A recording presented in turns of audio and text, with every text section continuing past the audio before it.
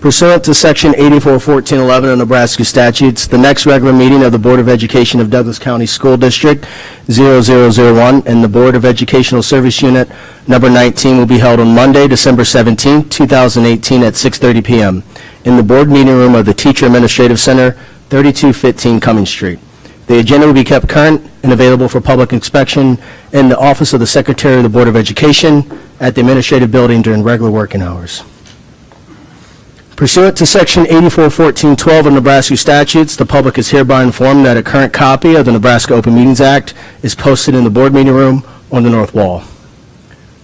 Please stand and join us for the Pledge of Allegiance. Omaha Burke High School, JRTC.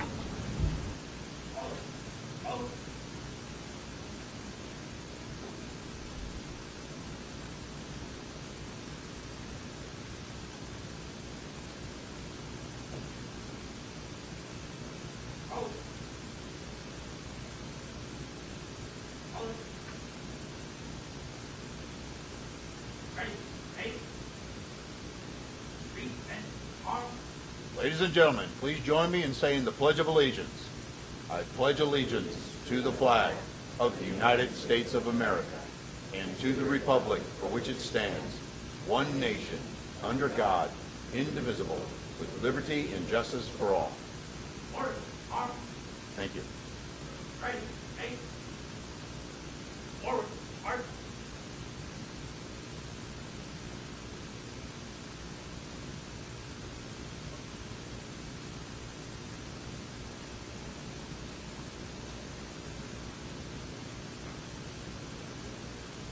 Thank you.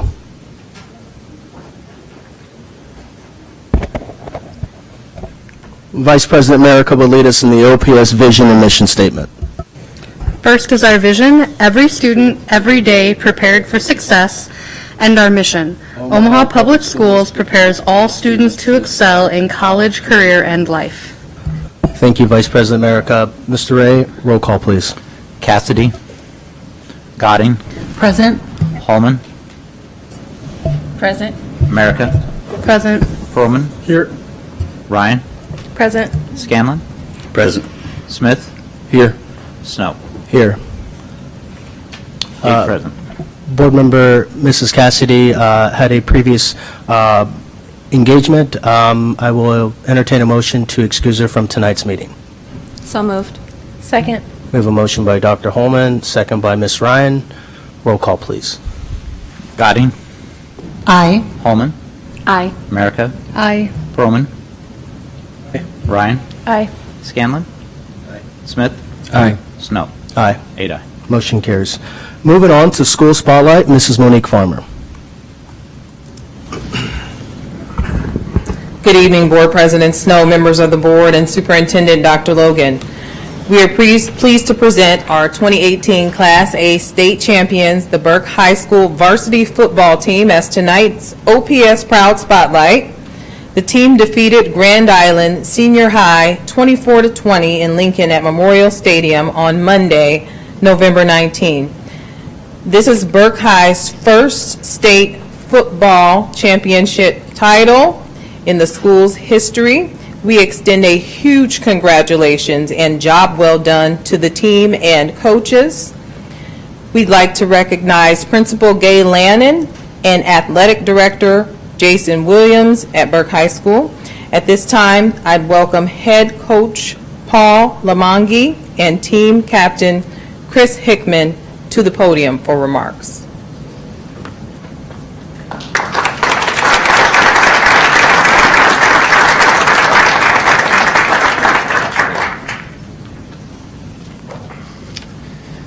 Well, on behalf of the Burke football staff and players, we are very proud to be here tonight. It's quite an honor, Board of Education, Dr. Logan, to have us. Great group of young men we had this year. They fought very hard. Great football players, but believe it or not, they are better students, have high character, to do the right things on and off the football field. Very proud of them. Something we preach at Burke is using football as a tool to develop young men, and I think these players, these student athletes, are great examples of that. So thank you very much for having us tonight. Hopefully we made Burke proud and OPS proud. Thank you.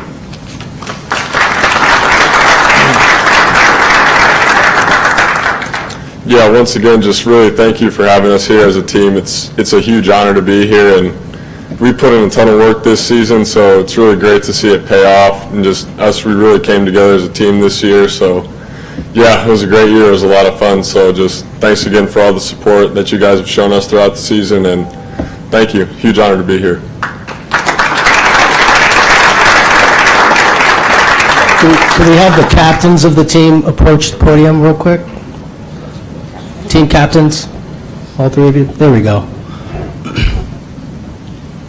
And if you could introduce yourself, your grade. I think you guys are all seniors, and what you're planning on doing after high school. I'm Dylan Sales, and I'm a senior in high school. I plan to attend Peru State College next year and major in business administration, and that's it. Thank you. I'm Tyler Chadwick. I'm a senior, and I'm undecided on where I'm going, but I want to major in biochemistry or chemistry. My name's Nick Henrich. I'm going to be playing football at the University of Nebraska next year, and my major's undecided, but we'll see. Awesome. And if I'm correct, you're linebacker, Yes, sir. offensive line, quarterback, correct? All right, we're going to open up the board members. You guys have any questions or comments for the captains and the teammates? Mr. Scanlon? I've been reading in the paper that you guys had quite an emotional season with some conditions with your coach and everything. Could you guys touch on that and kind of how that motivated you and brought you together as a team? Yeah, that was just something we knew that was something we had to fight through, and he preached to us all the time effort and toughness, and we knew he would get his job done and fight off the field, and we fought on the field to get the job done for him and for our whole team and bring the state title back to Burke. Mrs. Godding? Well, as I said earlier to all of you, I just want to compliment you for an incredible game. Gave a lot of parents some stress.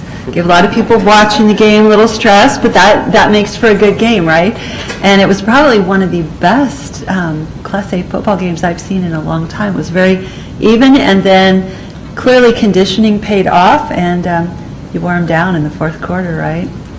So good job. And I just want to also compliment all of you for just your appearance this evening, the professional dress, and just how awesome you all look, and how proud you're making Burke right now. So thank you so much. Thank you. Thank you. Mr. Smith? Also wanted to say congratulations. I noticed that Chris is missing. Where's Chris at today? He has a pink eye. Pink eye. Yeah. He's his what? He has a pink eye. Poor guy. Good work. I coached Chris when he was a little guy, and so that attitude and belief and commitment and discipline, you guys had it on the field and off the field, and I really appreciate the hard work and effort you put into your season and really going hard for your coach, because he really went hard for you guys. So congratulations. Thank you. Thank you. Dr. Holman? Just want to say congratulations to you all. It was a wonderful, wonderful game. We really enjoyed it. I, for one, can't understand how you guys are able to play out in such cold temperatures, because just going out after the game, we were freezing. At least I was freezing. But again, congratulations to you all. And then, Nick, I wanted to ask you, how are you doing? Oh. Your injuries good? Oh, yeah, I'm doing great. I mean, the wind definitely helped, so these guys just really stepped up, and, I mean, they played amazing all night long, and when we were down, they never held their heads or anything. They just pushed through and always believed we could get it done. They got it done, so yeah, it was great. It's doing good, though. Thank you. Dr. Logan? I appreciate so many things, and like a mom, like Mrs. Godding, I so appreciate the way you look tonight.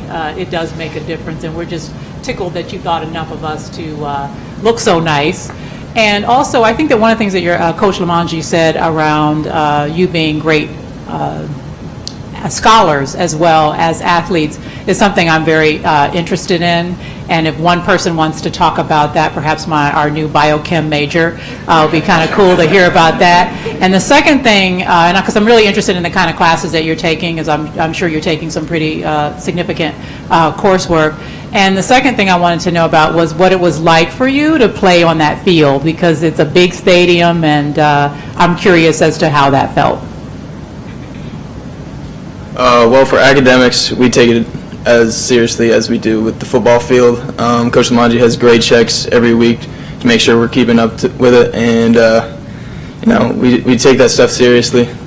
And playing on Memorial Stadium, it was a great experience, one that I'll never forget, and I'm sure my team will never forget. And it made it even better coming out with the win. Any other experiences at Memorial Stadium for you guys? I mean, yeah, it was just really cool. Coach Lamanji just preached to us the whole time. We're there for business, don't get caught up in the moment, but it's just 100 yards, and I think it was more special that we got to play one more time with each other rather than being in the field at the moment. But, yeah, it was just great to play with these guys. Awesome. Nick couldn't have said it any better. Well, thank you guys so much. I believe we have some parents, family, as well as staff. If you guys could all, Mr. Scanlon, go ahead. So congratulations. Are we going to see you this time next year? You guys going to repeat? That's the goal. Well, hopefully, yeah. Well, we have parents and staff. If you guys could please stand. I know just in my short tenure of life playing football, it was my mom and my dad and my coaches and my teachers that helped me get through those ankle wraps and pains all the time. So thank you guys so much for supporting us, supporting this team. And then for the entire team, if you guys, we would like to shake all your guys' hands and then have a huge group photo here with a professional photographer. So if you guys could line up, we would love to shake your hand and congratulate you. And then after that, stay around in the middle and we'll take a photo together. 13-0. There we go.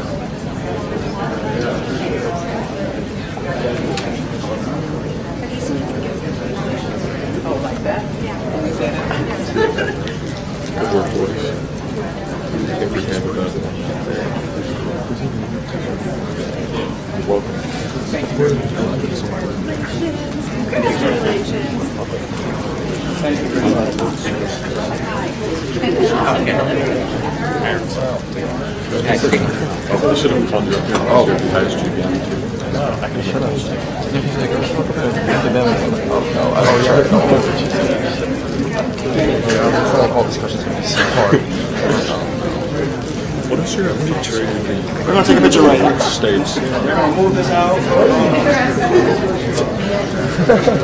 Oh, you see? Oh, it's okay. Oh, no. Look at that. Look how cool that is. How cool what is it? Look at it. What? It's cool. It's moving. What is? The counter. Oh, both sides. That's cool.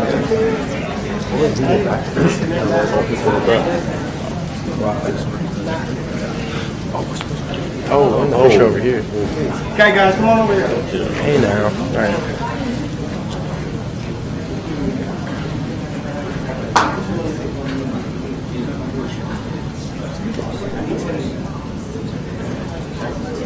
Tall people in the back. You're not tall. I need you to make 2 rows. 2 rows.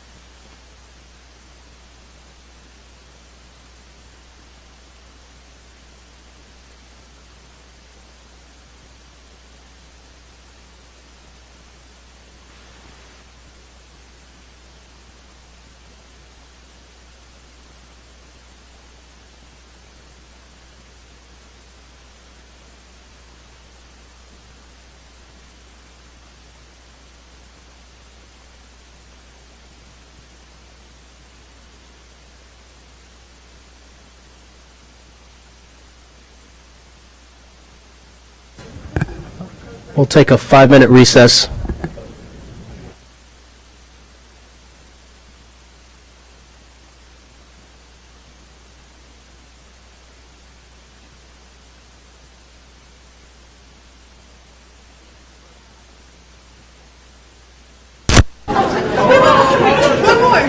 She knows the drill. We got time. Come on. That's all right. That's all right. Grab it. Grab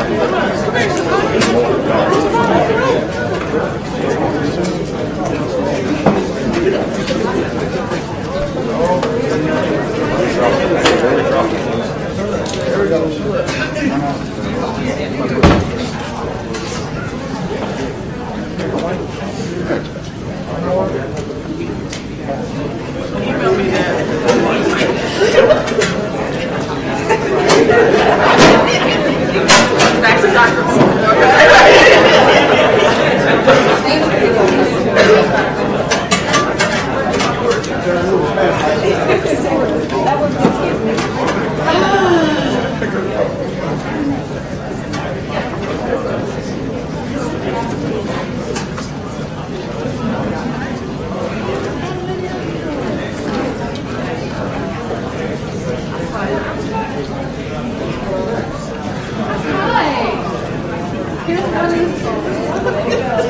Okay, so remember I told you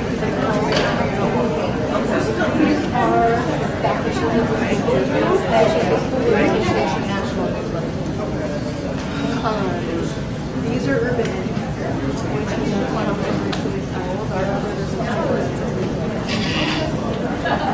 And then some of them are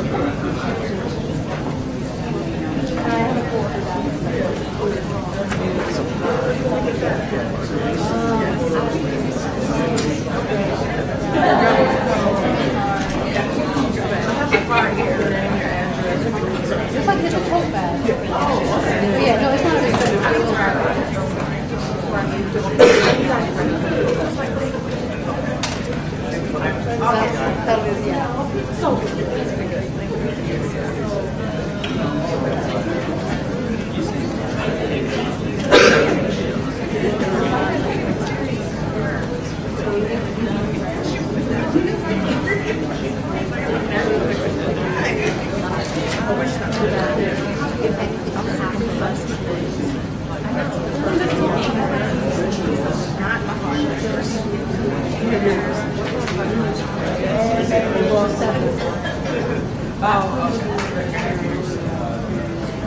All righty. Vice President America, please join us. And by the way, this is the second to last meeting for Vice President America and Mr. Scanlon, who've been serving on this board for 5.5 long years. And thank you guys for your service. So, penultimate. Oh, nice. Moving on to Superintendent and Board Communications, Dr. Logan. Thank you, President Snow. I want to start this evening by acknowledging that this week our country mourns the loss of our nation's 41st President, George Herbert Walker Bush. Americans will observe a day of mourning for him this Wednesday, and a state funeral will be held at the Washington National Cathedral Wednesday morning at 11 a.m. Tomorrow morning, we will send a communication from the superintendent's office to schools, providing them some guidance and suggestions for allowing students to participate in the farewell ceremony to the nation's 41st president. While school will remain in session on Wednesday here at OPS, I'm asking school leaders to use this week as a teachable moment in history for our kids. Please be flexible with your lesson plans this Wednesday to possibly allow time for students to watch the services as the country pays tribute. We honor our 41st president and thank him, and father of our 43rd president, and thank him for his contributions to our country. On a personal note, I would like to say that President Bush, 41, has my favorite quote, and this quote happened in the September of 1990 as we were about to embark on the first Gulf War, and when he was speaking about how it was going to go and what he planned on doing. He said about our adversary at the time, "That's not a threat, it's not a promise, it's just the way it's going to be." And that quote has stuck with me today, and sometimes I use that quote in my practice, so it's important. Tomorrow, December 4th, our freshmen, juniors, and seniors do not have school because our sophomores will take the pre-ACT during the school day. 10th grade students in the alternate curriculum program will attend school December 4th to participate in activities that will support their achievement on the alternate assessment. We will serve breakfast and lunch and dismiss at 1 p.m. This is a new opportunity for our sophomores. The pre-ACT, which is modeled after the ACT, tests students in English, math, reading, and science within a shorter test window. Schools will use these results to provide both current and projected achievement scores for students taking the ACT. Students can also retrieve their individual reports to assess their performance and learn where they are performing well and where they may need to focus, and schools can adjust curricular offerings accordingly.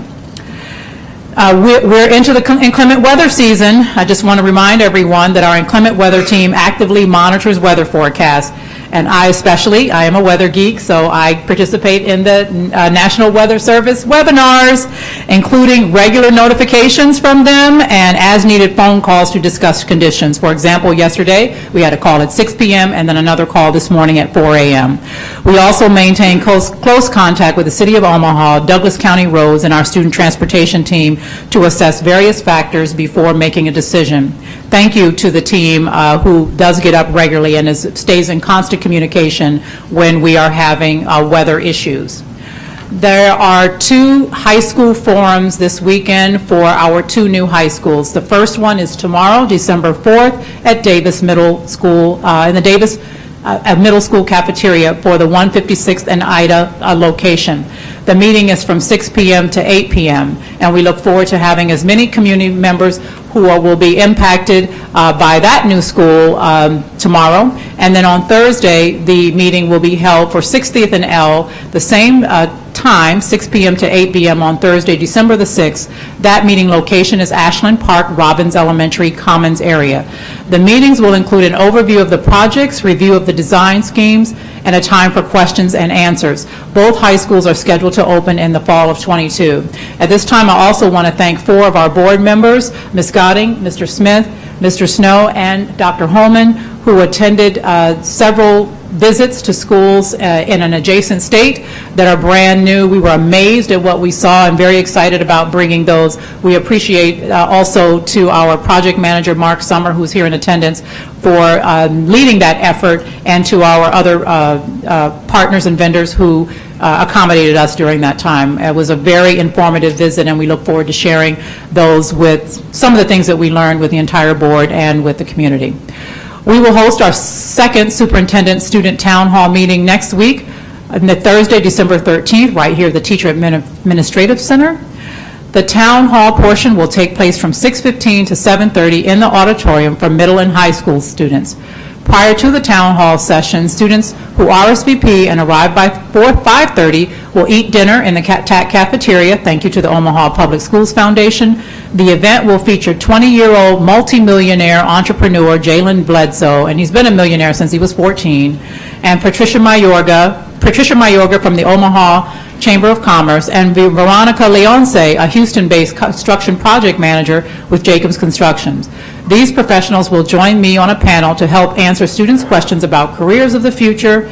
Students and parents, please see your email and our social media pages, or ask your school principal or counselor to find out more. We look forward to a very special conversation.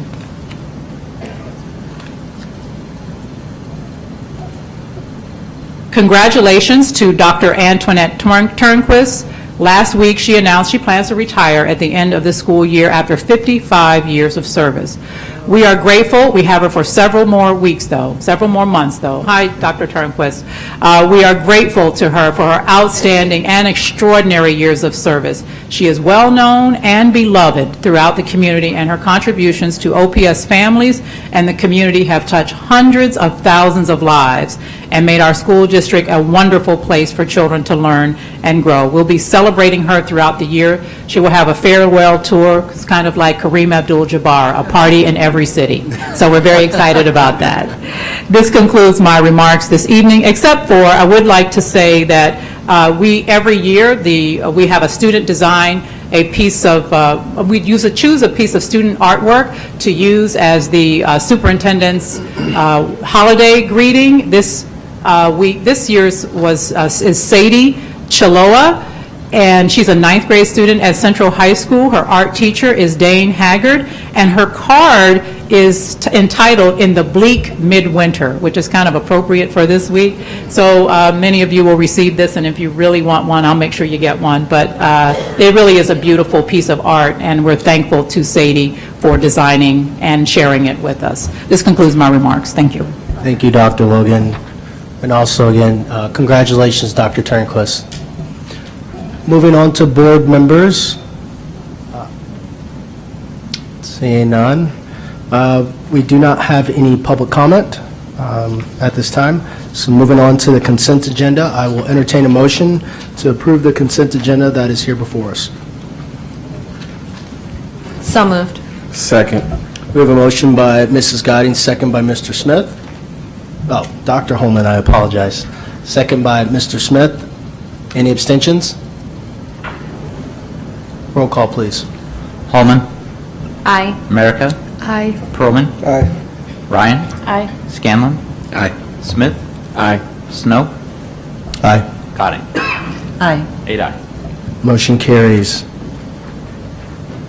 Moving on to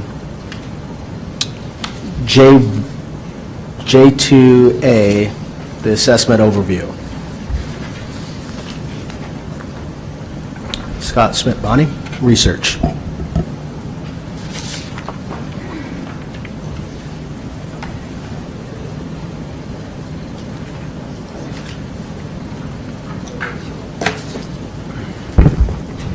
Good evening, President Snow, Vice President America, Dr. Logan, members of the board. Thank you so very much for giving us this opportunity tonight to talk about the MAP growth assessment. We have 3 goals for our presentation for you tonight. It'll be up to you to see if we meet them. The first is to describe to you, the board, what MAP is and why OPS picked it. 2, how we use MAP data in the educational process. And finally, other evaluative uses of MAP data. To help facilitate us meeting these goals, we provided some handouts for you. They include a copy of the presentation, a copy of some report examples from the MAP assessment, MAP data and results, norms charts and a brochure, the testing calendar, and the district MAP growth board report. Just as a matter of process, if questions come up as you're viewing the presentation and have questions, please do ask those clarifying questions at that time, though we will have time at the end for those questions.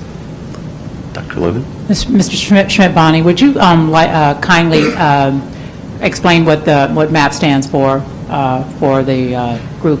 And throughout your presentation, if you can remember to switch over to non-acronyms, that'll be helpful. I'm sorry, absolutely. I didn't mean to be critical, but I want to make sure that everybody in the audience can understand. No, absolutely. Thank you, I appreciate it.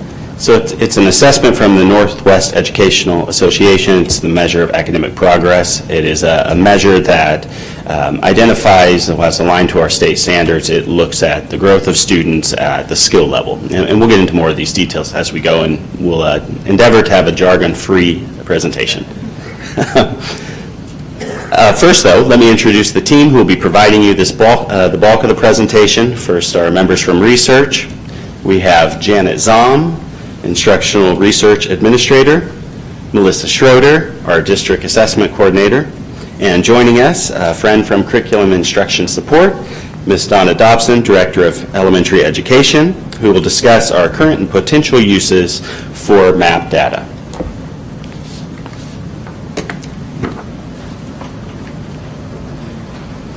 We'd like to begin with an overview of assessment and types of assessment.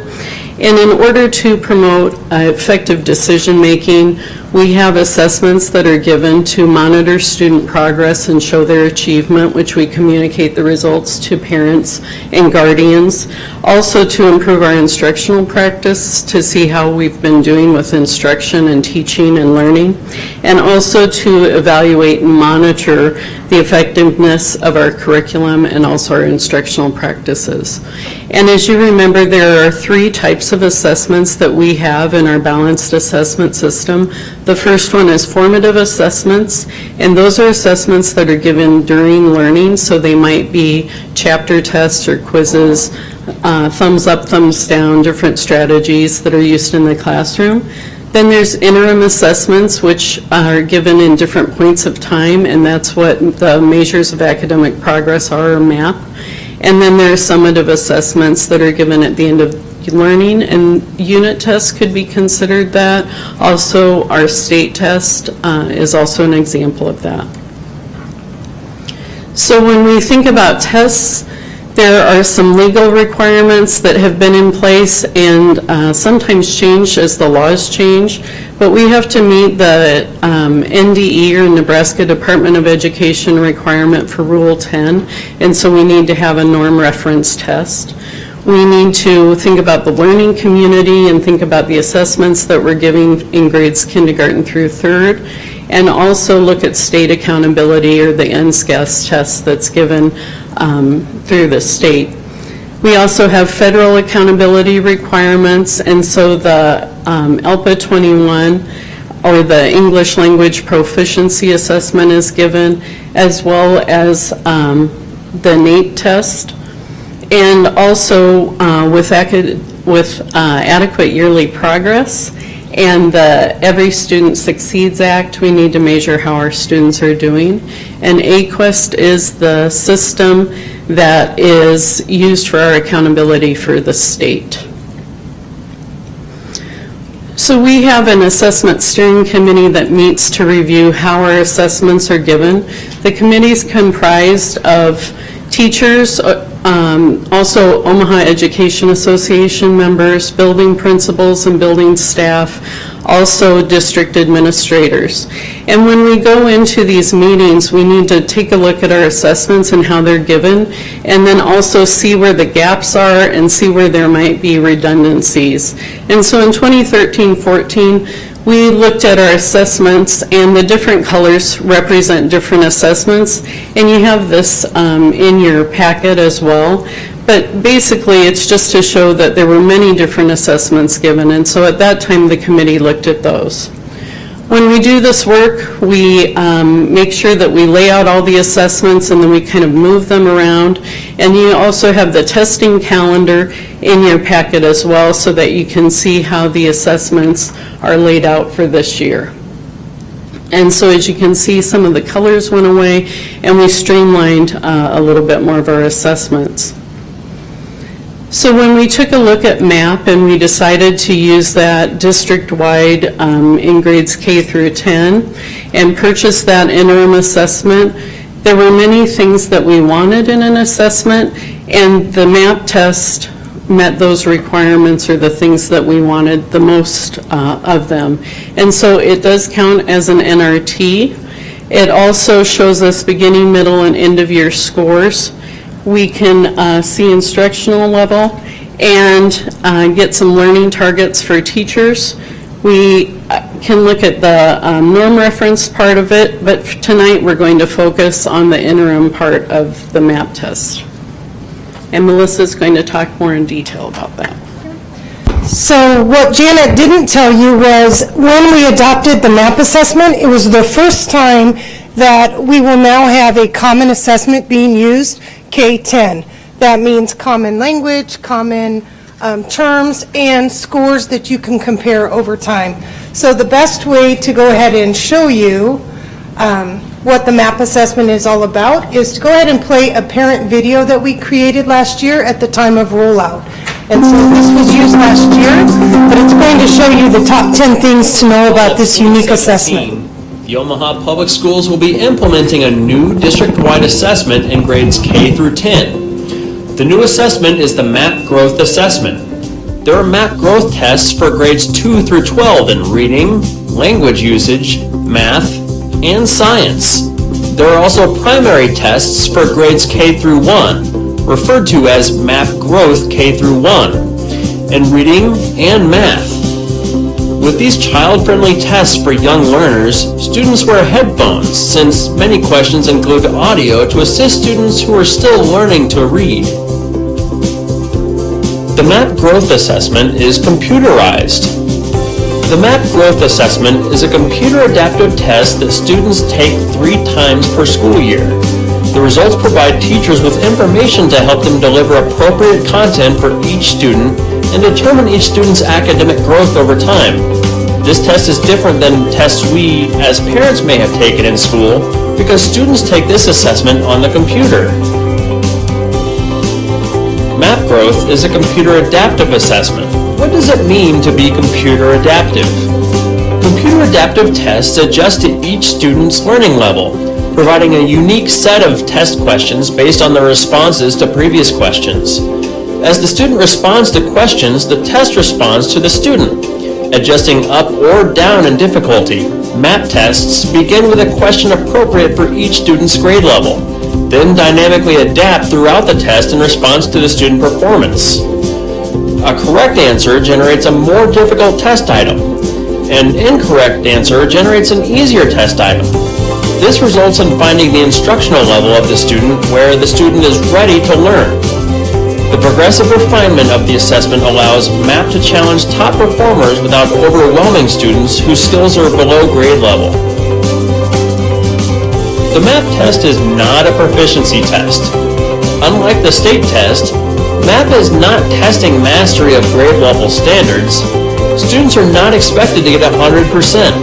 The purpose of MAP is to find the instructional level of each student, right where he or she is ready to learn. After each MAP growth test, results are delivered in the form of a RIT or ROS unit score that reflects the student's academic knowledge, skills, and abilities. Think of this score like marking the height on a growth chart. You can tell how tall your child is at various points in time and how much he or she has grown between one stage and another. The RIT scale is a stable, equal interval scale. Equal interval means that a change of 10 RIT points indicates the same thing regardless of whether a student is at the top, bottom, or middle of the scale, and the RIT score has the same meaning regardless of grade level or age of the student. You can compare scores over time to tell how much growth a student has made. Teachers receive immediate results with MAP growth that show what students know and what they're ready to learn. The results can be used to help personalize lessons at the appropriate level for the students. You can compare scores over time to tell how much growth a student has made. Teachers receive immediate results with MAP growth that show what students know and what they are ready to learn. The results can be used to help personalize lessons at the appropriate level for the students. National norms help educators see if a student is growing at an expected pace, regardless of where the student started. Just as a doctor has a chart showing the most common heights of people at certain ages, NWEA researchers have examined the scores of millions of students and put together normative data charts showing the median RIT scores for students at various grade levels across the nation. The normative data can provide a comparison to see how student performance compares to students at the same grade nationally. MAP achievement norms can show you a student's percentile ranking in a nationally representative student population. For example, if a student scores at the 50th percentile, he or she scored as well or better than 50% of the test takers. MAP growth norms allow you to compare a student's growth to that of his or her academic peers. It is important to note that MAP growth scores are just one data point that teachers use to determine how a student is performing. Criterion reference tests can tell us how students are performing on specific criteria, goals, or standards. MAP growth helps schools and teachers know what your child is ready to learn at any point in time. Teachers can see the progress of individual students and their classes as a whole. Principals and administrators can see the progress of a grade level, school, or the entire district. Since students with similar math growth scores are generally ready for instruction in similar skills and topics, it makes it easier for teachers to plan instruction. The MAP Learning Continuum can be used as a tool to help teachers as they plan instruction and identify learning targets. This data is often used to help students set goals and understand what they need to learn to achieve their goals. In the Omaha Public Schools, the MAP growth tests will be administered at the beginning, middle, and end of the school year. In the Omaha Public Schools, all students will be tested in reading and mathematics. The science test will be administered beginning in grade 3. Your child's teacher will provide the student progress report, which contains information and scores from your child's most recent and past MAP growth tests. The MAP growth tests include multiple choice, drag and drop, and other types of questions. Students will have an opportunity to view the warm-up test to get an idea of what questions look like. There are many benefits to using the MAP growth assessment district-wide. Some benefits include the assessment will help identify individual student performance levels and help teachers inform their instructional practices. The data will allow us to measure the growth of every student over time. Using one assessment district-wide also allows for a common language to be used when engaging staff, students, and parents in conversations about student achievement.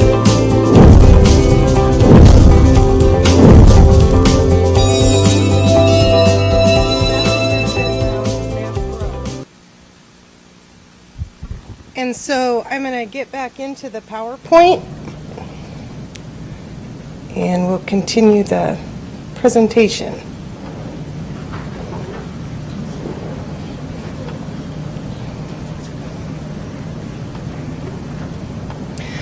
So as you can see, this assessment is a lot different than any other assessment that we've given before. In the past, our assessments only assessed our grade level standards. So when we received scores back, all we knew is whether a student was at grade level or above or below. What's really exciting about the MAP assessment is it gives us data that will tell us how far below or how far above grade level a student is. Teachers can really use that data to work with every student where they are and where they're ready to learn.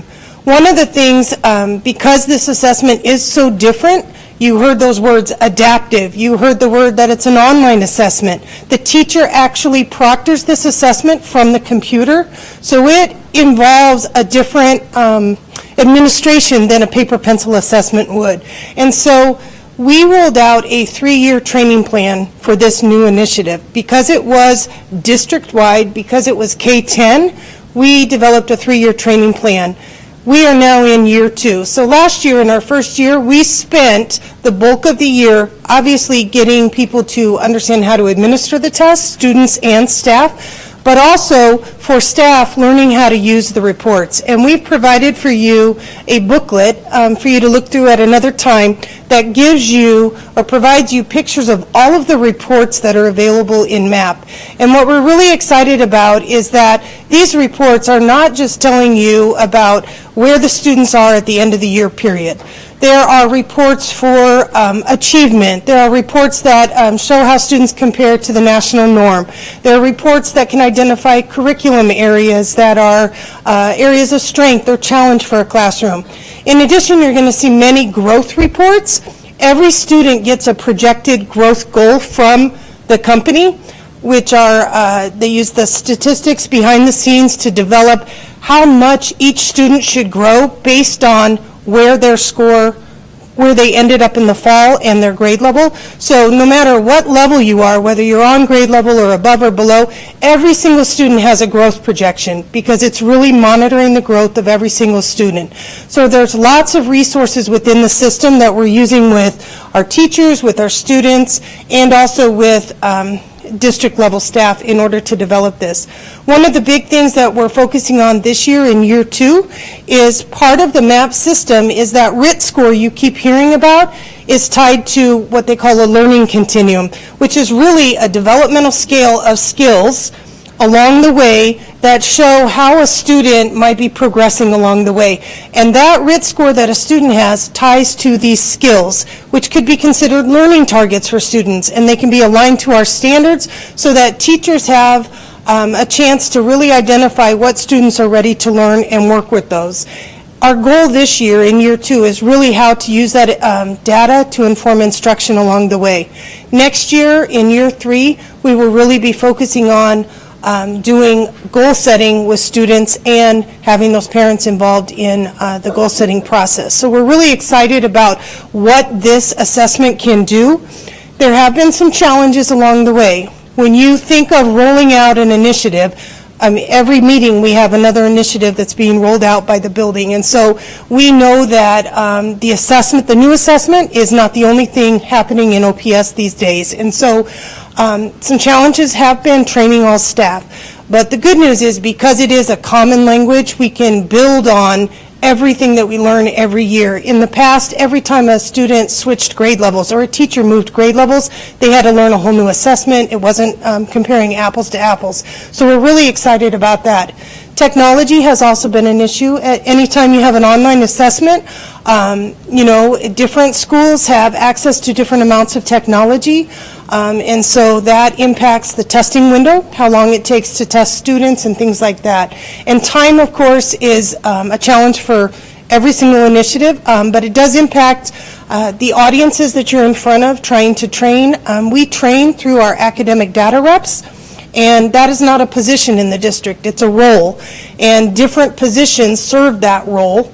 And so many of those positions have been impacted by budgets. And so our training plan for the Train the Trainer model of using academic data reps to roll these initiatives out in schools has been limited a little bit. And so we've had to rethink how we're going to make sure that we communicate with all parties, including district level staff. We offer trainings at the teacher level, district level staff, principals, and of course with our ADRs who go ahead and follow up in the buildings with the trainings that we present to them. So with that, we do feel that there's a lot of potential uses for this assessment, and so we're really excited about that. So I'm going to turn it over to Donna Dobson, who's going to talk about a little bit how CIS envisions that. Before you leave, I have a question. How many ADRs, how many academic data reps change from year over year? Well, typically it's a role that's assigned. We have one for every building, but it's not a separate position. It's a role. So in many cases, if a building has a full-time ADR, a full-time instructional facilitator, that person will serve as the ADR. In the past, many assistant principals, many SSLs were serving in that role. And so, and we also have classroom teachers serving in that role. So when you think about if all of those people can go back and present to their building, they all have different amount of time. This year, we probably had about 18 changes of staff from year to year. Some of those were SSLs that are no longer serving in that role, and so buildings that maybe their SSL or an assistant principal had been serving, they're now having to use classroom teachers to serve. So you had about role. 16% of your people change from year over year? 16 like in count. 16, yeah. Okay. And from year to year, it just because changes. they're about almost between schools and programs are about 100. That would equate 1-to-1, right? So 16 people would be about 16%, right? Yeah, and Okay. differences in staff changes too. Just, right. Different people represent that position each year. So Okay, it's I just not want to always make sure the board consistent. has a really clear picture of how many, because there was a broad statement made about a large number of changes, and so 84% staying and 16%, 84% being legacy folks, and 16% being a change. I just want to make sure they have a clear, because they may ask questions of me, well, how come 50%? Because there's a broad statement made that a lot of them changed, so that's why I'm trying to hone in on the number. The other question that I have around the training was when the plan was made, and I'm trying to anticipate questions for the board, and I hope that's okay? But was, when the training plan was made and we knew about the variability in the in-school technology, what was the plan, what was the implementation plan? If you can give us just a very quick, perhaps a Reader's Digest of what that plan looked like, because we could anticipate that we were going to have differences from school to school prior to even getting started and rolling it out to an entire district. Well, can you give me a kind of a, and if you're not the person that's supposed to do that, then you can just share that and we'll find it and I can give that information to the board later. Sure. How it impacts us is with the testing window, how long we can have that testing window. So we'd like a shorter testing window, and that works well for those buildings that are one-to-one and things like that. But for buildings that have a larger student population and have to roll all students through all subject areas through a few computer labs, it takes a little bit longer. So right now, the adjustment that's been made has been having a longer window open. Our goal is to get a shorter window because then that has a relationship to the norms. Whether you have an 8-week testing window or a 4-week testing window, there could be a big difference of when different students are, taking the assessment after so many weeks of instruction. And so really that's how we know that there's a district plan to get us there. And so we're hoping that hopefully by year 3, when we get that rolled out, little by little, people have been picking up carts, iPad carts, laptop carts, things like that to facilitate more students through the testing window because there is no paper pencil version of this test. And so is that... Thank you. Yep. Okay, I did catch Melissa's words that she said. She took some of my words, but we are really excited about this because this is an opportunity to use data directly to affect the classroom. So, as we think about it, you see a lot of words up there on the screen, but I'm going to just explain it to you how it makes sense to me. I see it in 3 main ways that we can use this data. We know the first year was to figure out how to give this assessment and pull reports. The year we're in right now is really how to use the data in the classroom, because it all goes back to if it doesn't happen in the classroom, then it's not going to make a difference for our kids. So if you start and you think about our role at the central office, in our role, everything we do is to support schools. So now we've got MAP data that we can use for each grade level, for the subject areas, and it can plan our professional development. It can plan how we support schools. It can plan how we talk about school improvement when we work with schools to provide them support and guidance and try to target the areas where we need to grow as a district. So you've got the district level that we can focus on. We can set goals for the district in achievement and growth. It can inform what instructional practices are needed because we have the data district-wide. So as you think about the district level, that's one lens. The next lens would be the school level. And as you think about schools, it helps us figure out, first of all, what support and PD we need to give to building leadership, what we need to get to teachers, and then as teachers are planning, this is how it goes into the classroom. When you think about teachers, they can see their whole class data, they can plan a lesson, and that will tell them how much time to spend on that. Whether they need to spend a lot of time or they need to plan for some reteaching. They've got the whole piece they can look at all at once. So that helps them plan their lessons. But then you can take it down to the next level and you can differentiate. You take that data that you have and you can match that to what students need, and that's where your differentiation comes in, where you can target specific needs for students. It's important to us that we think about not pulling this data randomly, that we pull the data and then we match it with other data points. We have lots of different types of assessments that are being used, so we put them all together to see a picture of the whole child. So we can monitor achievement and growth, we can use it as a screener for intervention, and as you think about that, we have a guaranteed and viable curriculum. We have pacing guides that are set for the district so that when we are doing our plan, supporting our schools, we know we've got the state standards covered, but then the MAP data comes in and we can match it together and really move students forward. So it's an exciting opportunity to have this data, as Melissa said, starting in kindergarten, because we didn't have that before. We're all about providing the access and the opportunity to master grade level content. So when you have data that comes from an assessment like this, we can match it with our assessments that are done in the classroom, and then that's when you can really move students forward. So we're super excited about it.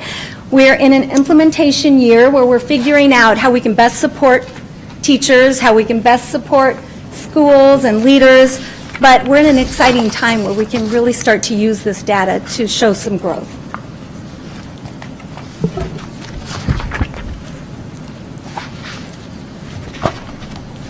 Talk a little bit about the data we're seeing here from our baseline year of administering the assessment. In addition to the trainings that were provided, we did follow up with some evaluative efforts to make sure that those trainings were reaching the intended audience. So as part of this rollout, we have surveyed teachers, ADRs, and other staff to make sure that things are progressing smoothly. And as a result of that strong initial start, as we're in the middle of this rollout, we've seen some really good data and some great initial results that you have in your packet as well. We kind of have three different looks at the data within your packet in this data sheet. The first look is just at growth, and this means a student whose score changes from the beginning of the year to the end of year. It could be 1 point change or 20 points change. 1 second. What sheet are you looking at? Sideways. There's a data sheet. This one? Yes, that's All right. correct. Sorry, mine's in color. And so what you see here under the positive growth label are students who are growing, and the results indicate that the vast majority of our students are growing. What's positive growth? Positive growth is any improvement to their score from the beginning of the year to the end of the year. And so as we see, that's obviously our first goal, is to see every student growing, and we see a vast majority of them across grade levels doing that. Another look that we have at the data is what I would call strong growth, or as it's labeled here, percent meeting or exceeding their growth goal.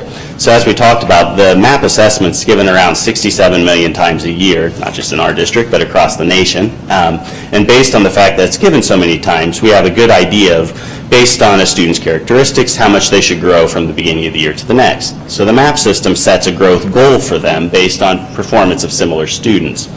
And so what we see here is the percentage of those students who are hitting or exceeding that growth goal, which is approximately half of those students who are growing. So that is some significant growth those students are making. So for students who are below grade level, they're moving rapidly towards grade level. Those kids who are on grade level are staying there or rising above. And our goal is also then to keep those kids who are above grade level moving up even higher still. So it really allows us at every student, every day, look at student level performance and achievement. The third look with this grade level norm is kind of a higher end goal that we're working towards. What we want to see is our district matching what we see as kind of the average district, if you will, across the state initially. So getting our percentages to 50%. So we see a similar distribution of scores between our district and the norm group. And knowing that many of those districts look very little like OPS, that's an initial goal. And so we're looking to then move that bar even farther still. And so across all of these results, we see some very good indications that this assessment is having a positive impact, at least to some degree an assessment can, and at least is able to exhibit some strong growth that our students, or moreover our teachers, haven't been able to see before. And so it's providing that additional look at that learning experience that really helps the precision of instruction. We also have evaluative uses for this data. Certainly the instructional uses are first and foremost, but we also use this data to answer additional questions and to look at relationships between other student level interests or metrics. For example, looking at the impact of attendance on growth rates, both the teachers as well as the student level attendance. Looking at the impact of our best instructional practices when they're in full use and full display in a classroom, and how that impacts the growth that we're able to observe there. Looking at the impact of engagement on growth and the feedback that occurs between an engaged teacher and an engaged student, and the impacts that has. The relationship we see between MAP metrics as well as our summative test and the state test. We also are looking at the impact of classroom makeup on growth, rigor and productive struggle on impacts and growth, and many other things. So just to provide that not only is this a great instructional tool, but also one that we can use from an evaluative lens to know more about the learning process. All that said, we'll open it up for your questions. Real quick, what is ADR? Academic Data Rep. is the term. Okay, explain that role. Sure.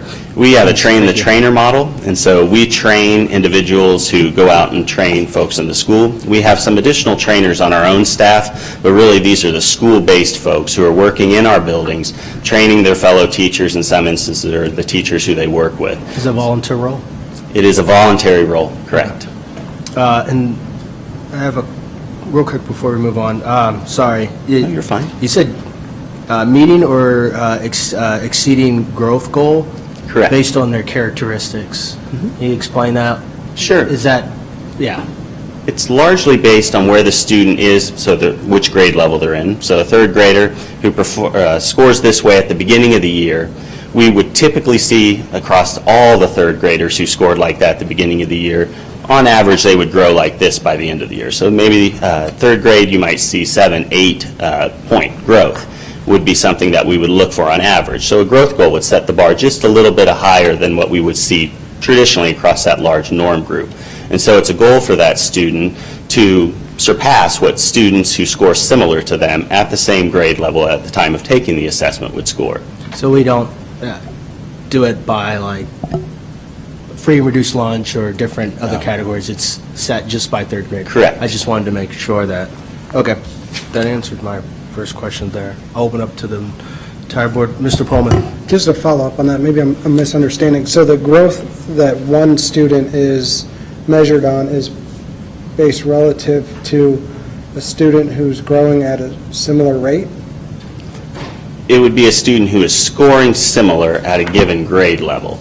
And so it's a third grade student who took the test the first time, scored like this. We look at how other third grade students who scored similarly do by the end of the year, and we set that as a goal for our students. Is that the only characteristic? That's the only characteristic we set it off of. It's just based their performance compared to the norm group. Given the size of assessment or the number of assessment given, that's a strong normative group to understand. Oh, it makes sense. I was just wondering if there were others. So in other words, put another way, just throwing numbers out there, 2 students get 60s, they would be over here. 2 students get 80s, their growth is measured over here.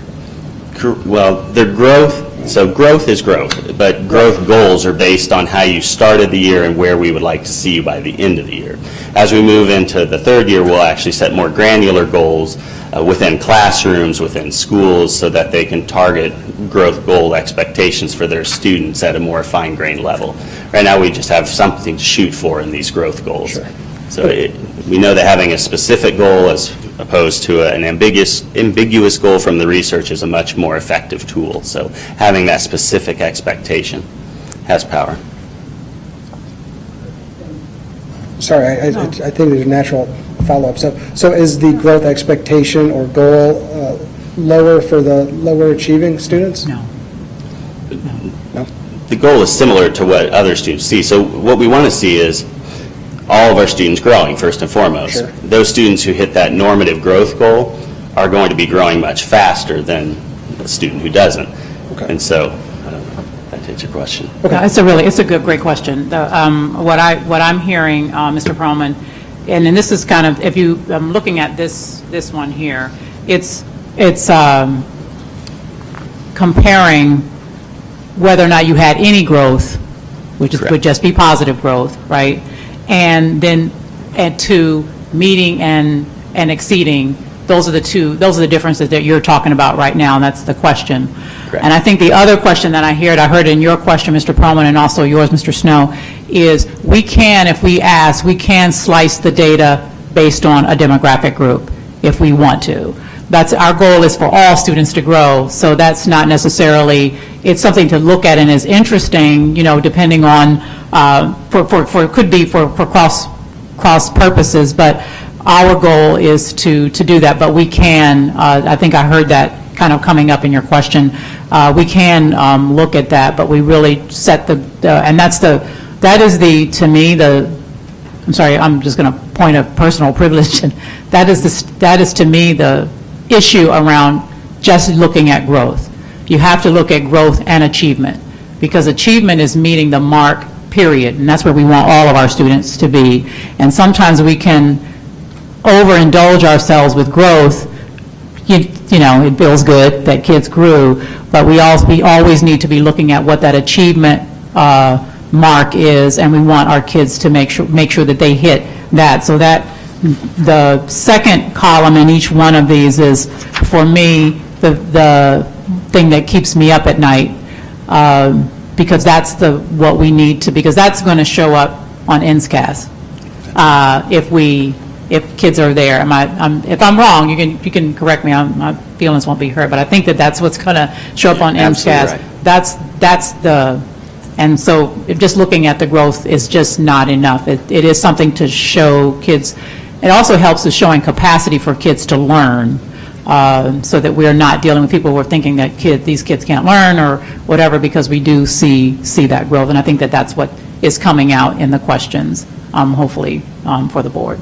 That's a great clarification. Growth is a necessary but not sufficient condition. Absolutely. We want to move kids towards proficiency, college and career readiness, absolutely. The reality is, in the past, we didn't have that granular understanding of, is this student improving? Are they getting closer to that level of proficiency? We knew they were under grade level, on grade level, or above, and that was it. So at the end of the year now, teachers know when they leave that they have grown their students, they've grown their class to a better point than they were at the beginning of the year, certainly, and closer to grade level proficiency for those who are behind.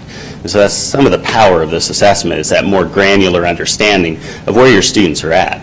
Not so that we can rest on our laurels because kids are growing a little bit, but that kids are growing a lot, and that they're moving to those laudable goals that we have for all of them to become the greatest citizen they can be, to reach the highest level of intellectual acquisition that we can get to them before they leave our halls. Awesome. Dr. Holman. Thank you so much for the information. I am a huge fan of MAPS and was thrilled when I heard that the district was finally going to switch over to it. I have three questions actually, because they already asked the question about growth. But my first question is in regards to the technology piece. I know for kindergarten in particularly, it was a lot easier for those kiddos to take the assessment on iPads. By chance, do you know if there was a difference, or if you're able to tell if there was a difference in regards to test scores for the kiddos that were able to take it on iPads versus the ones that actually had to take it on the desktop or a laptop? Sure. I would say we haven't gotten that granular yet in our evaluation of the data. Certainly having greater accuracy and fine-tune identifying where that student is, which is, say, reducing error based on the device type, would be helpful. We have worked or have conversations with our preschool folks to talk about getting students a little more ready for that assessment process. We also move kindergarten to the very end of the testing window so that they can have some of those lessons, regardless of the device they're using, at the very onset of the year so that they're more comfortable. The previous process we utilized was certainly not adaptive. It was a paper pencil process. It was one-on-one between the student and the teacher, and they spent much of the first month at least assessing their students and identifying where they were based on that assessment. So it's a much quicker process for them, and we certainly had fears about how that would go, but in conversation with kindergarten teachers, it's going phenomenally, way better than we would have necessarily predicted, though we had good evidence that it would be successful. And the things you hear around the assessment, to your point, I think really speak to its power. Hearing students wanting to go back and try again because they think they can do better. I've heard that at the kindergarten and ninth grade level, teachers who hunger for the information that we all take in. Though we were comfortable in our decision, it was made through a deliberative process. Those types of things really are what resonate in seeing the use. Great. Thank you. My second question is in regards to the reports that parents receive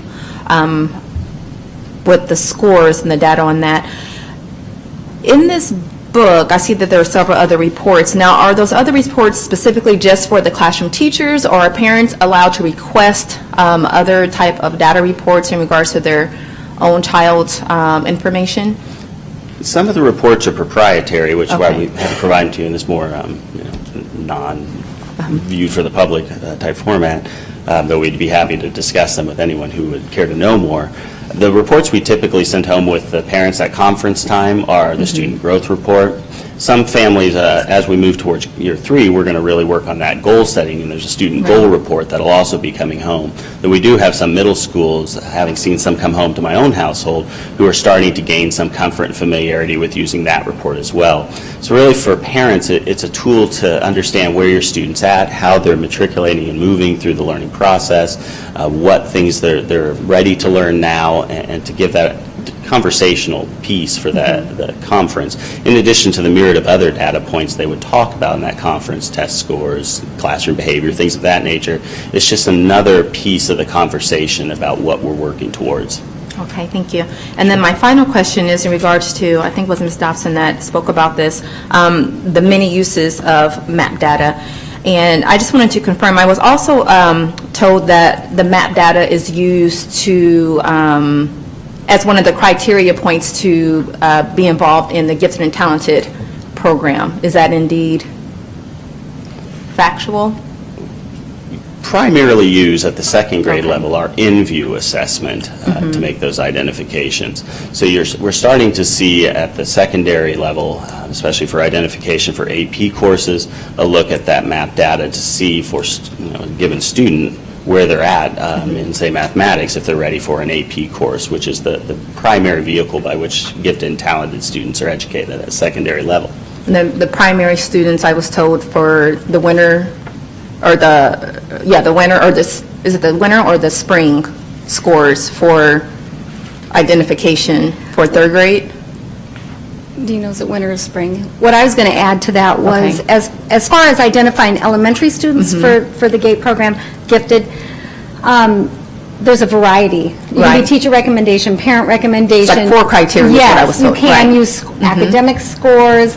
There's a variety of ways that we can take those recommendations in. So it's not just one data point, it's multiple. Okay, but MAP is part of the data point. It absolutely could be part of that conversation. Okay. Right. Thank you. Real quick, is this the information that the parents receive at that parent-teacher conference? That's just one piece. That's just an informative brochure. They also get a report specific to their student. And the teacher explains what the program is and the process all the way through? And that was part of our surveying, is making sure teachers not only were comfortable to do that, but also were doing that. How was that response? Well, for the comfort, it was over 99%. The we're doing was 95%, and we've seen that.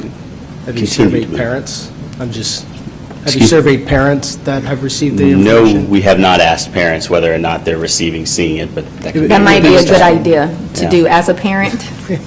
I would say that probably be a good idea just to kind of seek information from parents in regards to what they're told from teachers, because sometimes the information is just passed along. Here's how your child did on the MAP assessment. Mrs. Godding. Thank you. So I would just say on that component of it, from the high school level, I think if you go to parent-teacher conferences, yes, you're going to get your MAP. I would say that it would be really, really helpful if there was an explanation sheet of what those data points actually mean, because hearing it from the teacher, and last year clearly was a first year, right? And so it was a little bit of, I think this is what it means, and so I'm pretty sure, and I think I came back to you and said, hey, tell me, what is this sheet really telling me?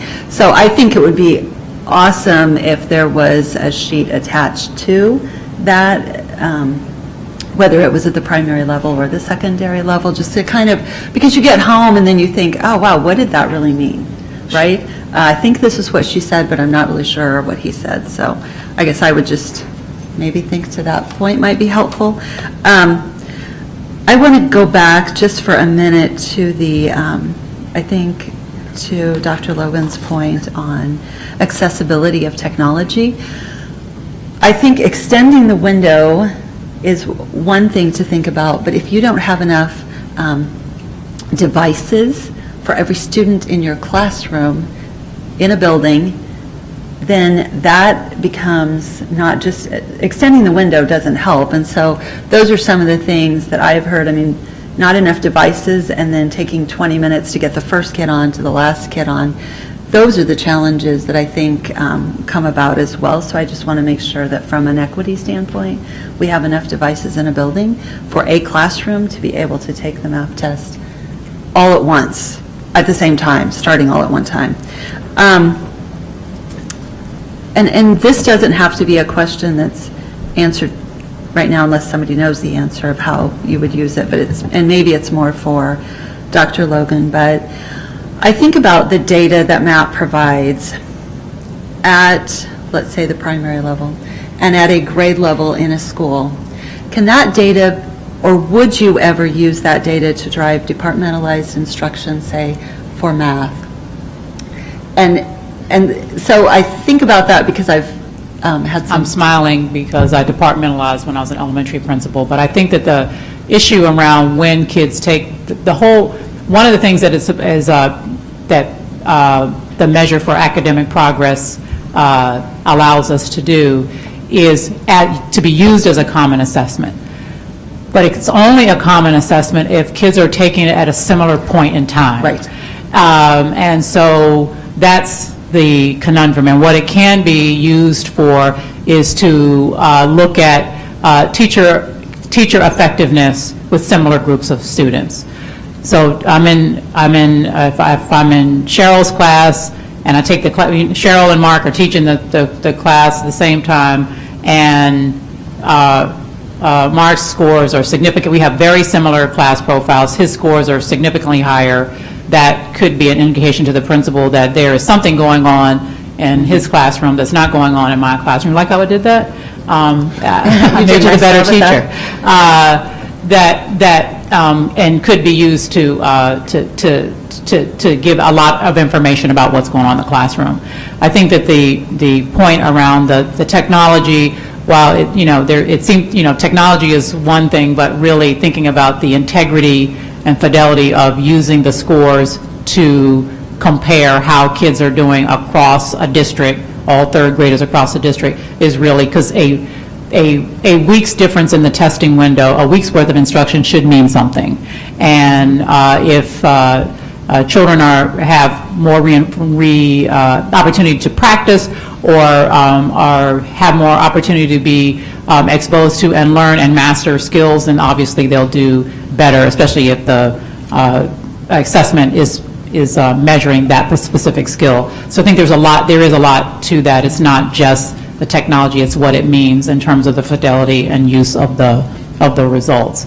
And I think I also want to, there's one thing that Dr. Holman brought up in reference to the use for identification for gifted and talented, which, well, I'm going to dive into after this meeting, and I will get back to you. I have some concerns around that, so thank you.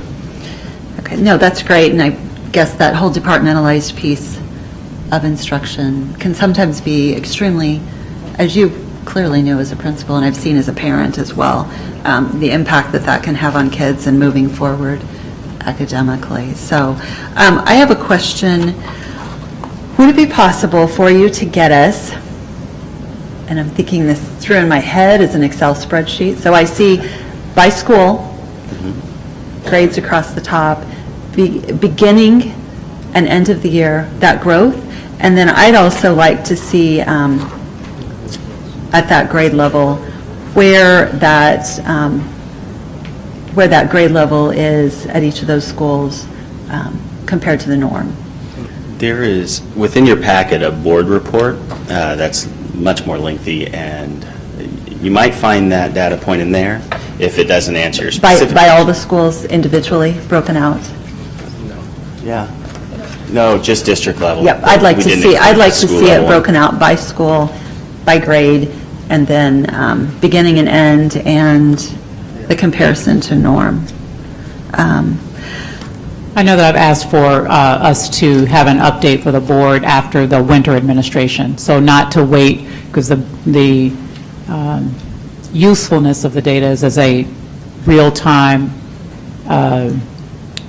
assistance to our teachers in changing their instruction or to reinforce things that they may need to reteach. So I've already asked for that for mid-year for a brief board report, probably as a receipt of reports, not as a presentation. Awesome. Thank you very much. And then just thinking back to your comments, Dr. Logan, just about that growth and that comparison to the norms, I think that's so significant. And I also think back to what Mr. Perlman said, and I mean, if you've got a student who at the beginning of the year was at the 97th percentile, you may not see a whole lot of growth at the end of the year. I think that happens often. And I also think that just as a parent and as a board member and seeing this data for years, what the MAP says, the NISA says, the ACT says, I mean, it's almost like it never changes. You see comparable data by student and by groups of students and by grade level. So I think that what it should tell us and what it should drive us to do is to figure out what do we need to do instruction-wise to start making significant changes in our student achievement, which is very important. I think also it might be really helpful from the 9th and 10th grade perspective. Does that show up? I think it shows up on the on that student's profile and on their transcript. And if it does, I think it would just be helpful to tell kids, this will be on there, or this is part of your data, because sometimes I think specifically at the high school level, it becomes a decision of, okay, I have to take this MAP test, but I also have some homework I didn't finish for this class that I'm going to get a grade in. And sometimes there's decisions that are made that are not always the best decisions. I've heard those comments in my car and among students, so I think I can speak to the fact that it is valuable to share, hey, this is really important to you personally, and it will drive helping you become a better student in general. So I think those are just important things to think about. I think it's new. I think we're not all the way there yet. I think we're in the learning phase still, but I look forward to hearing how the MAP data will be better used as we move forward. Thank you for the presentation. Thank you, Mrs. Goding. Mr. Scanlon. I've got some questions as far as how much, we're talking about testing windows and everything, specifically days of the week when, playing devil's advocate, if I want to boost my scores as a teacher, I give the kids a test Tuesday after Labor Day for the fall one, and then for in the spring, I give it to them on a Friday after I've given enough time for them to refresh and everything. Do we have any limitations on days of the week and requirements for that amount of time? Because we do have that kind of the brain drain over the summer that kids need to start catching up. I guess, how do we control limiting the gamesmanship that you could play with these of when you administer the tests? I guess I would say the first and foremost way you do it is by eliminating the reason to engage in gamesmanship. So to the extent that assessments of this sort are used for high stakes type testing decisions, that in some cases could result in that kind of process. So a teacher, if they're not being, if they're being developed about how their results look and given suggestions about how to improve those, that's one thing. If it's something that's held against them as far as their term of employment or something more high stakes, then there's a risk factor involved and they may look to those opportunities, which we would address through testing practices and procedures, which outlays the expectations for how a test is administered, be it the MAP test, the state test, or any other form of standardized assessment given in our classrooms. So it's about giving them the expectation for how to do it, not putting undue pressure for what those results must show in every instance, and to be a learner with them along the way and identifying what practices can be improved, what opportunities exist within their class, and what can work for each individual student based on their needs. And I guess just after having been on the board for however long, 5 years or so, it's another disappointment as far as the achievement level of a district-wide. I mean, what do you have to do? What's the percentage for our grading scale for A, B, C, D what do you have to get for an F? What's the percentage? Well, we're on a standard-based grading, so that's less than a 1. Okay, well, percentage-wise, let's go back to the old days. 60%? Oh, back when I went to school, it was 50. 50. We're not even getting, we're Fs across the board in all these. 44%? 42%? I mean, that's the number of students that are at or above grade level, is that correct? No, and this isn't about achievement, that's about growth. So when you're seeing... No, I'm at this one. Oh, sure. These are you're saying 42%, kindergarten, 43% of our students in the spring of 2018 were at or above grade level in reading, is that correct? The grade level norm, so Grade level norm. compared to their peers. So that's passing? It's not passing per se. It means they're performing similar to what we see kindergartners perform. So if you add 50%, that means our students look a lot like the average student who takes the MAP test. And so as we see that number go past 50%, that means our students are performing better than the average student. But as I said at the beginning, if you look at the average district across the United States, it's about, 40% poverty, less than 8% ESL. Well, I think we need to stop. I think we need to stop using that as an excuse. We've shown in our district that we're able to overcome that in a lot of areas. I mean, you can look back at some achievements that we've had in the higher poverty areas. I mean, we've got also on the back side of it, the positive growth is going down as they go through elementary. And I understand, like to Mr. Perlman's comments, that you're not going to see certain growth when you have the higher achieving 97%, that maybe they don't grow to 90, or they remain at 97, so that's not the growth. But I think we need to do better as a district. I think you have 200 plus educators along with you working towards that goal. What I would say, though, is as you move up in grade level, you think about third grade, we may be asking kids about addition, moving into multiplication, single skill points, really.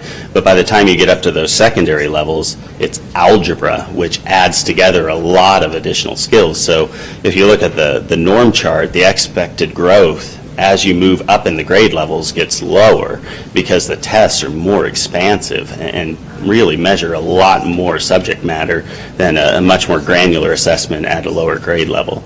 And so we would naturally expect to see somewhat of that decline. They see it as a norm group across the United States with the 68 million assessments they give.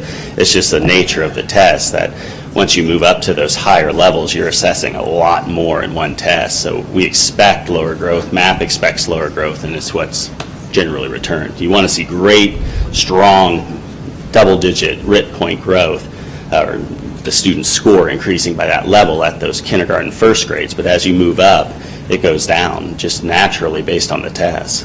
Well, I understand that the content gets more difficult and more complex. Are we saying that we're not teaching our students as well? Because we're not helping them understand that? No, not at all. We're just measuring a bigger swath of what we're teaching them. And so the student has to put together a number of individual skills to answer a question instead of just adding a couple numbers together, which is, a single skill.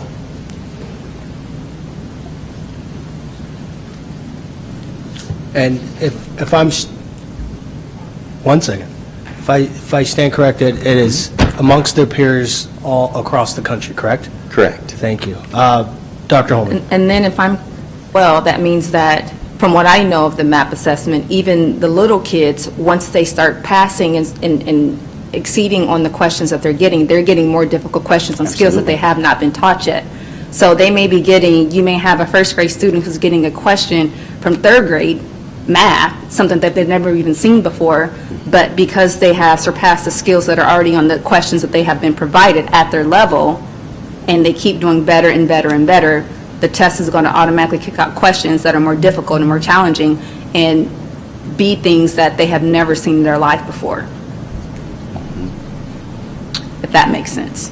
Am I correct in saying that? No, you absolutely are. If you're a ninth grade student and we expect you to be taking algebra, You'll start with an algebra question, but if you're successful, you may work your way through calc, pre-calc, trig, differential equations. You may get up to a level of mathematical question that very few in the world could answer. So the test is adaptive. Correct. Okay, thank you. Vice President America. Don't forget me again. First, I just wanted to echo something Mrs. Godding had said about student growth.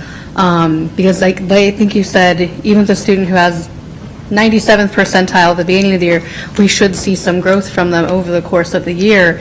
And that's really something we didn't measure before. Because on a CAT test, if you had, say, a student who was in 3rd grade but was actually working on a 5th grade level, and then in 5th grade was still working on a 5th grade level, there was nothing to show whether or not that student had growth Correct. over the course of those few years. Where now, given the adaptive nature of the test, you can see that type of growth in those students. I did have one question based on our mid-year timeline. With giving that in January versus December, have we had any teachers that are worried about like a winter break slump with their students, or any concerns that we've heard about that? I would say not as much as the anxiety of giving it before the winter break and those lead-up days, trying to fit it in between the Thanksgiving holiday and then the winter break, with many holidays scattered out in between. That was the challenge, and so that's what really pushed us to January, is that reality. That's when teachers told us it would be best for them. All right, well, thank you so much, Mr. Smith-Bonnet. No, thank you so much for your presentation on this, and we look forward for the next update. Also, thank you, research and curriculum. Moving on to item J2B, Policy 3570 and Policy 5001. Updates, Mr. Ray. Thank you very much. 2 policies came out of the Policy Committee at their last meeting, 3570 Title I funds, changes NCLB terms to ESSA terms. So it was a policy that was adopted in June of 2015, and it's just updated the words. Those are attached. And 5001 admission requirements specifically focus on changing some of the kindergarten screening. This was a policy adopted on September 7th, 2016. You were provided hard copies on the 19th of November, first reading on December 17th. So in the meantime, if you have any questions or input to those policies, please let me know. Otherwise, it'll be on the next board agenda as first reading. So thank you very much. Thank you, Mr. Ray. Also, there's receipt of reports of the Purchasing Division fiscal year 2017-2018 cost savings report. It's very helpful to look into that and see how many, I think there was a, sorry. Go ahead, Vice President America. Just because I know not all the members of the public sometimes are able to go through these reports, but if you look through, I just want to give a shout out to Dr. Turnquist and the purchasing department, because they do amazing work. And on this report, if you look through it, we had an overall savings of 47.5% on our day-to-day procurement, 68% on our annual supply order, and 56% on our textbook order for this academic year. Those are gigantic savings numbers that help our district keep operating, especially when we're working with tight fiscal constraints. Yes, I echo that as well. All righty, well, Vice President America. Well, it's still me. I move that the Board of Education go into closed session for the protection of the public interest and for the prevention of needless injury to the reputation of individuals to discuss with the superintendent, secretary to the board, and legal counsel pending litigation, negotiations, and legal advice. There's a motion on the floor to go into closed session by Vice President America. Is there a second? Second. Second by Mr. Smith. Roll call, please. America? Aye. Perlman? Aye. Ryan? Aye. Scanlon? Aye. Smith? Aye. Snow? Aye. Godding? Aye. Holman? Aye. 8 aye.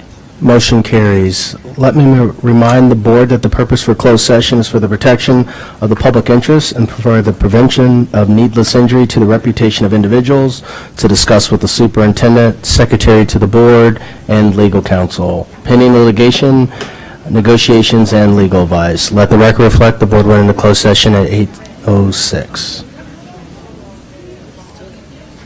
I know, but how do you get there? It doesn't even matter.